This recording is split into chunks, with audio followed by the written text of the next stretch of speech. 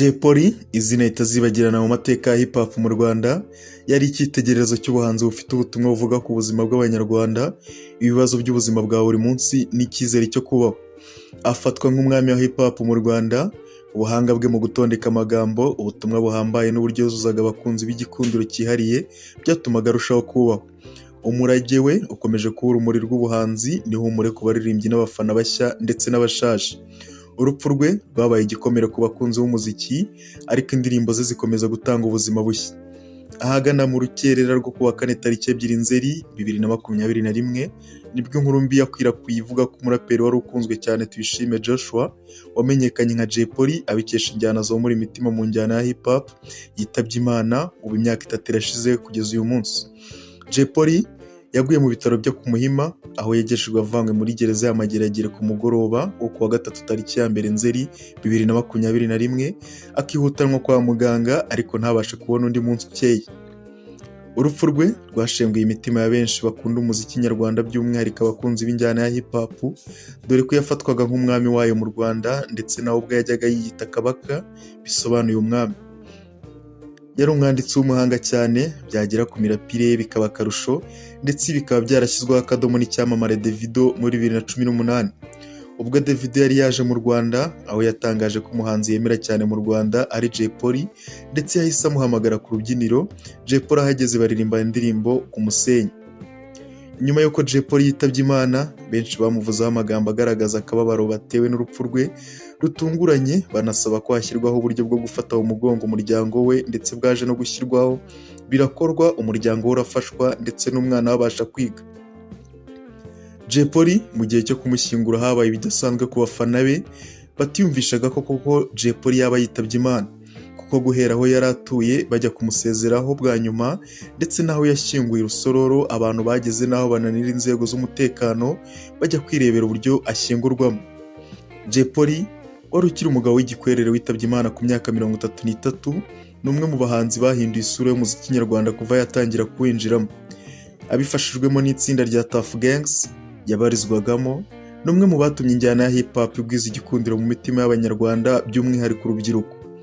Uyu muraperi yavutse kuwa 5 Nyakanga umwaka w'1988, yari umwana wa kabiri mu muryango w'abana batatu.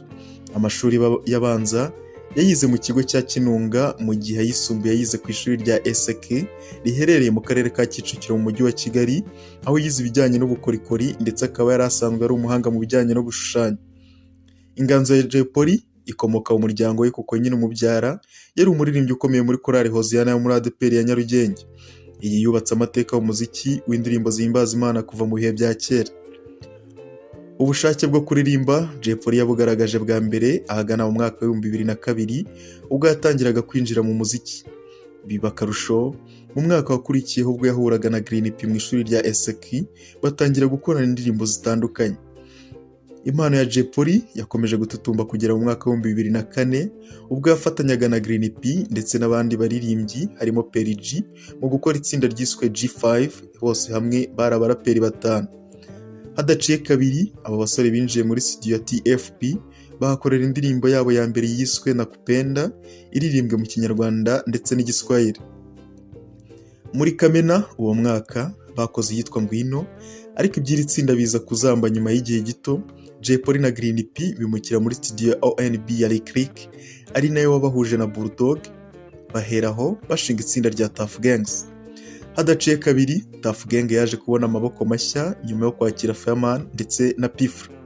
Icyo gihe iri tsinda ryatangiye gukora indirimbo ndetse ryigarurira imitima ya benshi binyuze mu bihangano birimo Kwicuma, Sigaho, Umenye ko, Tageti ku mutwe ndetse n'izindi nyinshi.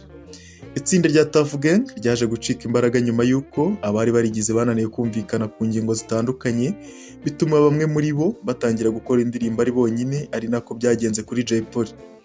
Uyu mugabo wari uzwiho kwandika imirongo isaba ubushishozi mu kuyisobanukirwa, yatangiye kubaka izina ku giti cye binyuze mu ndirimbo zakunzwe cyane zirimo nka Defwade, Ndacyariho, Akanyarira Jisho n'izindi zabiciye kuri radiyo zo mu Rwanda muri ibyo bihe byashize. Igikundiro yari afitiwe n'Abanyarwanda nicyo cyahuruje abafana ku munsi wa nyuma w'irushanwa rya Primus Guma Guma Superstar ryo mu mwaka wa 2011. rikaza kwegukanwa na Tom Close, ariko abafana ba Jay Polly bikabanga mu nda, bakagira ubwo begura amabuye bakayatera ku rubyiniro bamagana icyo bitaga akarengane kakorewe umwami wabo, umwami wa hip hop Jay Polly Tuyishime Joshua. Nyuma yo guhatana ubutaruhuka, Jay Polly yaje kwegukana igihembo cya Primus Guma Guma Superstar mu mwaka wa 2014, ahabwa miliyoni 24 z'amafaranga y'u Rwanda zakomeje kumufasha mu rugendo rwe rw'umuziki. Jay nubwo yari akunzwe, ariko muri bagenzi we hahoragamo urunturuntu, kuko nka P-Fla yari mu baraperi ngenderwaho muri Tuff Gang, ariko yakunze guhora mu mahari na bagenzi be harimo na Jay Polly. Akenshi mu itsinda hagahora umwiryane wanatumye P-Fla amwereka umuryango arirukanwa.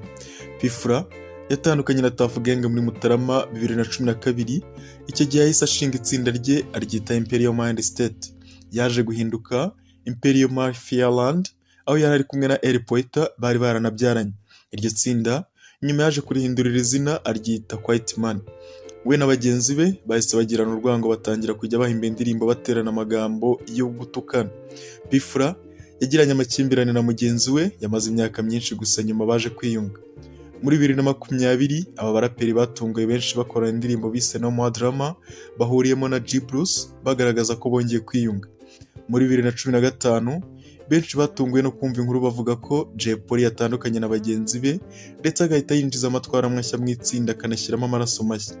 Tuff Gang ya Jay Polly yari irimo Khalfan, Romeo na Young T, bahoze mu itsinda rya Homeboys. Mu ndirimbo ya mbere abangaba bakoze bakaba barayise Witiki. Batangiranye amashagaga bereka bagenzi bari bagize Tuff Gang ya mbere ko nta buhangange bari bafite bwatuma bigira ibyatwa. Bulldog, Fireman na Green P nabo bahise bashinga itsinda bise Stone Church, bahise bongeramo na Nick Breeze. Icyo gihe Stone Church yakoze indirimbo zitandukanye zirimo Imirimo, Ndakuzi n'indi bise Ndiniga. Tuff Gang yasubiranye muri 2017 muri East African Party ya 2018 bigaragariza abakunzi babo. Cyari igitaramo cyo gutangiza umwaka. Kuva basubirana bakoranye indirimbo imwe ariyo bise For Someone. Mu bihe bya coronavirus aba bahanzi bakoranye ibitaramo byanashimishije abanyarwanda ku rwego rwo hejuru. Nubwo Jay Polly yari ari mu bahanzi nyarwanda bakunzwe ku rwego rwo hejuru, urugendo rwe ntirwabuzemo ibizazane bitandukanye. Muri 2012 Jay Polly yari yikuye amata ku munwa ubwo yumvikanaga avuga ko abanyamakuru bo mu Rwanda ari amadebe, nyuma y'uko hari hasakaye inkuru zavugaga y'uko yaba yarafungiye muri iki kibazo cyafashe indi ntera, kuko abanyamakuru batangiye kwanga gucuranga indirimbo ze, kandi icyo gihe ubundi buryo bumenyekanisha ibihangano nka YouTube bwari butaratera imbere mu Rwanda, uburyo umuhanzi ushaka kubaka izina yagombaga kunyuza ibihangano bye kuri radiyo gusa nta handi. Mu mwaka wakurikiyeho Jay Polly ntiyagaragaye mu bahanzi bitabiriye Primus Guma Guma Superstar bitewe no kutumvikana n'abanyamakuru, kandi aribo batoraga bitabira iryo rushanwa bonyine. Nyuma uyu musore yaje gusaba imbabazi, ndetse aza kongera kubaka umubano we n'abanyamakuru ndetse n'abafana be, uretse ko hari byinshi yahombeye muri ibyo bikorwa byo kutumvikana n'abanyamakuru icyo gihe. Nyuma yo kwegukana igihembo cya Guma Guma, Jay Polly yakomeje kuvuga mu bibazo byo gushwana n'inzu yamufashaga mu gutunganya umuziki. Igihe ibyo bitarangiye, ibintu biza kujya habi muri 2018 ubwo yafungwaga azira gukubita umugore we. Uyu mugabo yaje kuva mu buroko, atangira imikoranire n'inzu itunganya umuziki ya The Men, ariko nayo ntibakorana igihe kirekire kuko yayishinje kutubahiriza amasezerano y'imikoranire bagiranye. Muri Mata 2021 nabwo Jay Polly yongeye gufungwa ashinjwa gukoresha ibiyobyabwenge birimo urumogi, aho polisi yamufatanye n'abandi bantu 12 barenze ku mabwiriza yo kwirinda ikwirakwira ry'icyorezo cya COVID-19. Icyo gihe Jay Polly yasobanuye ko atagize uruhare mu bikorwa byo kwangiza amabwiriza yo kwirinda COVID-19. Yitabye Imana mu gihe yari ategereje kujya mu rukiko ku wa 2 Ukuboza 2021. Imana imuhe iruhuko dashira.